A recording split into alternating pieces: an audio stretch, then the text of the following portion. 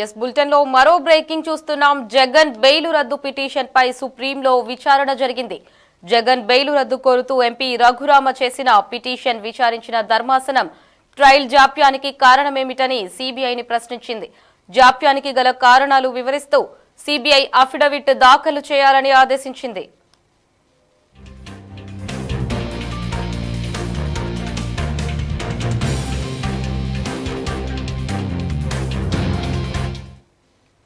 ఇక ఎలక్షన్స్ సమీపిస్తున్న వేళ జగన్ బెయిల్ రద్దు పిటిషన్ చర్చనీయాంశంగా మారింది. ఇక సుప్రీంకోర్టు దీనిపై విచారించింది. బెయిల్ రద్దు కోరుతూ ఎంపీ రఘురామకృష్ణ చేసిన పిటిషన్ అయితే ఈ రోజు ధర్మాసనం విచారించింది. ఇక ట్రయల్ జాప్యానికి కారణం ఏంటని సిబిఐని కూడా ప్రశ్నించింది. ఇక దీనికి సంబంధించి మరింత సమాచారాన్ని రామకృష్ణ ఫోన్ ఇన్ లో అందిస్తారు. రామకృష్ణ చెప్పండి.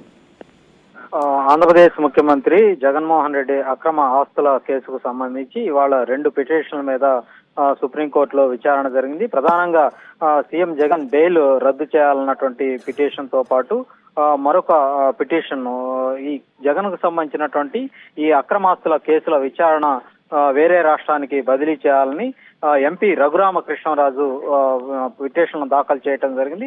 సుప్రీంకోర్టు ఈ 2 పిటిషన్ల మీద కూడా ఇవాళ విచారణ జరిపినటువంటి పరిస్థితి అయితే ఉంది. దీనికి సంబంధించి జస్టిస్ సంజీవ్ ఖన్నా నేతృత్వంలో ఉన్నటువంటి ధర్మాసనం దీని మీద విచారణ జరిపి ఈ కేసులకు సంబంధించి ట్రయల్ ఎందుకు జాప్యం అవుతుందో కారణాలు చెప్పాలని సిబిఐని సుప్రీంకోర్టు ఆదేశించినటువంటి పరిస్థితి అయితే ఉంది. దీనికి సంబంధించి 4 వారాల్లో అఫిడవిట్ కూడా దాఖలు చేయాలని జస్టిస్ సంజీవ్ ఖన్నా, జస్టిస్ దీపాంకర్ దత్తాల ధర్మాసనం ఆదేశించింది.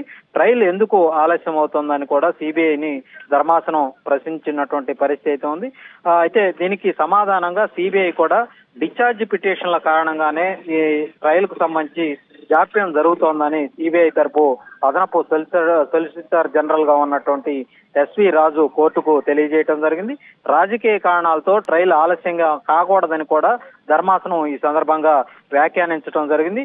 రాజకీయ నేత అన్నటువంటి ఏకైక కారణం, మరోవైపు ముఖ్యమంత్రిగా ఉన్నటువంటి కారణంగానే ట్రయల్ జాప్యం కాకూడదని జస్టిస్ సంజీవ్ ఖన్నా కూడా చెప్పడం జరిగింది. ట్రయల్ వేగంగా జరగాలని ఆ మేరకు సంజీవ్ ఖన్నా ఆదేశించినటువంటి పరిస్థితి అయితే ఉంది.